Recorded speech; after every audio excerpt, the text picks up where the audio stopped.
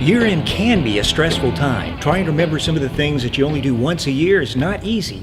And that's why Support Manager Chris Benson and V5 Account Manager Eoff are here to talk to us today about some of the most common issues that customers work through each end of the year. Their goal is to help prepare you to make year-end a little bit easier in 2012. Edward and I today, we're going to discuss just some of the common questions that we receive in January. It's quite often that when you're running payroll throughout the year, there may be some things that you miss. It might be that the pastor's salary wasn't subject to federal taxes, or the deduction was supposed to be pre-tax instead of after-tax, and these are issues that you can catch by running the edit list for your W-2s. You can check for those kind of errors. The typical way to remedy those situations and fix the issue is with manual checks. And you can write some manual checks in payroll to increase taxable earnings or decrease taxable wages, and make modifications so the W-2s are correct. And then, one of the things that I typically recommend to individuals is when they do have to do a manual check, rather than, let's say they have to update a number of employee records, you know what, go ahead and work with one employee first. Put the manual check in, finalize it, run it all the way through, and then go print the W-2 and see if it looks good. We talk about W-2s, we're also talking about 1099s. So it's the same sort of thing. You want to run your edit list, like Edward said, as early as possible in the month so that you can make sure all your vendors and all your invoices are set up with the correct 1099 status.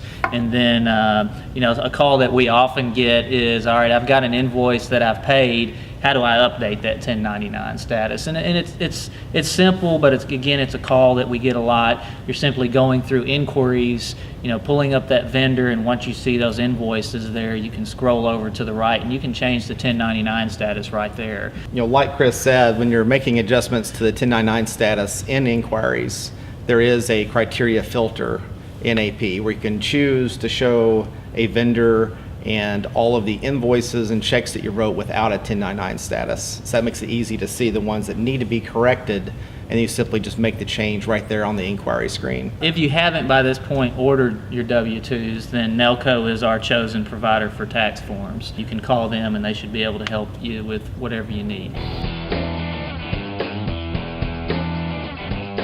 We get a lot of questions dealing with the update, running tax forms, W-2s, 1099s, but then you've got the closing process. And again, that's something that you do once a year, so you don't remember it when it rolls around. So we're going to talk a little bit about that. Right.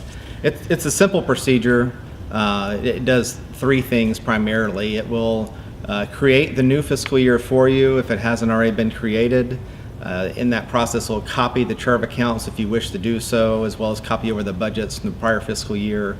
It also closes all of the income and expense accounts to their closing accounts, so that information gets rolled over to the new year, and the income expense accounts begin with a $0 balance in the new year.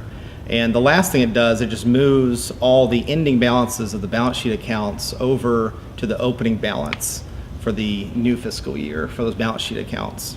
One of the questions that we get a lot is, can I run the closing more than once? Right, and you can run it as often as needed. So as you make adjustments, or even months later, if you get audited and some adjusting journal entries have to be processed in the prior year, it's perfectly fine to rerun the closing procedure so those new changes will get pushed to the new fiscal year.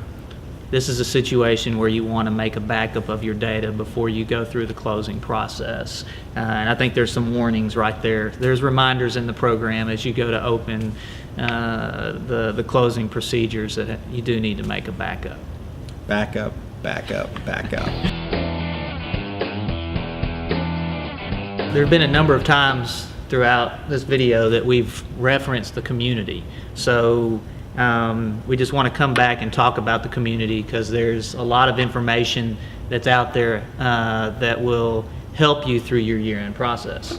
If you go to forums, there's one in there called Year-End Assistance, and a lot of this content actually began as internal documentation to help our support technicians get ready for supporting our customers in January. So there's some great content on some very specific things, all year-end related, that can be very helpful to you as you're going through your year-end procedures. One area we didn't talk much about earlier was contribution statements. Get a lot of calls on contribution statements.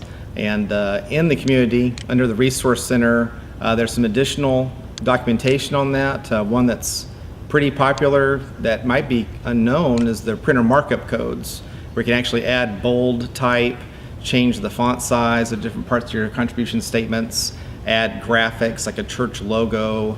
These are things that a lot of customers don't even know you can do, but step-by-step is available to you under supplemental documents. Yeah, and as we discuss contribution statements and some of the helps that are in the community, that reminded me that there are some webinars that our training department offers, and there's actually a year-end tips webinar that talks about closing your contribution year and running giving statements. And then there's a second one out here.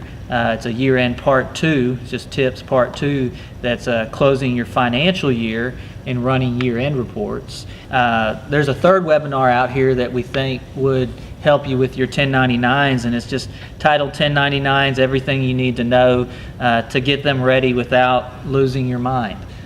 So that sounds like something that would be helpful to you during January. So we've been talking a lot about the community and some of the options that you have out there for help, but we also understand that there are going to be times where you have questions or you run into a situation where you need to talk to us, and so that's what we're here for. One of the things that we do in January deals with extended hours, and just to let you know, we just from a support standpoint, we've got a lot of people that are working through lunch, working extra hours at the end of the day, really spending up to 7-8 hours on the phone because we want to get to your calls. So in January, our call volume it doubles, and so I know our phone lines are busy. You may have a hard time getting through, but be assured that we are trying to get to you and help you as quickly as we can. This year we're going to be opening an extra hour the first 2 weeks of January, and on Saturdays we open from 8 a.m. to noon. Because of the higher call volume in January, there may be some periods that you're unable to get through to us on the phone. And we also offer additional ways to contact support. You can send an email to support@shelbyinc.com, and normally we respond to those emails within 24 hours. And in addition to that, we have live support, where you can actually chat with a support technician live. We have a link at the top of the community page called Live Support. You can click on that, type in your question, and you'll be connected to a live support technician that can chat with you online and help you resolve your issue. Chris Benson and Edward Eoff will be working hard this month to help you resolve any year-end difficulties that you may encounter. We hope that you will take full advantage of the resources that they have discussed today, and that your year-end will be stress-free and easy this year.